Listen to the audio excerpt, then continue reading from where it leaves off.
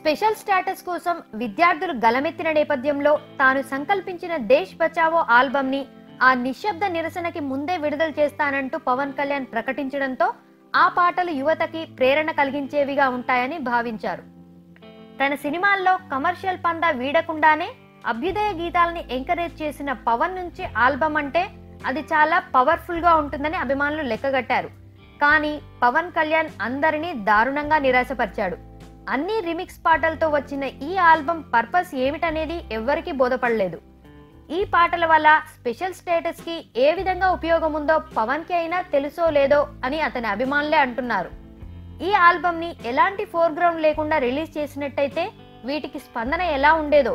కానీ ఇప్పుడు ఇలా ఉద్యమానికి లింక్ పెట్టడంతో పవన్ అటెంప్ట్ అట్టర్ ఫ్లాప్ అయింది. పవన్ కళ్యాణ్ స్వయంగా ట్వీట్ చేసినప్పటికీ ఈ పాటలకి యూట్యూబ్ లో స్పందన రాలేదు. పవన్ లాంటి స్టార్ ట్వీట్ చేస్తే కనీసం 5-6 లక్షల మంది తొలి రోజే చూడాలి.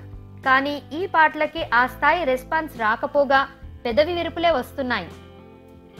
తన పాటల్ని రిమిక్స్ చేయించడం కంటే ఒకే ఒక పాటని రాయించి బాని కట్టించి ఉంటే దాని ఎఫెక్ట్ వేరేలా ఉండేది. ఈ విషయంలో పవన్ ని ఎవరు గైడ్ చేశారో కానీ ఇది మాత్రం ఫెయిల్డ్ అటెంప్ట్ గా మిగిలిపోయింది.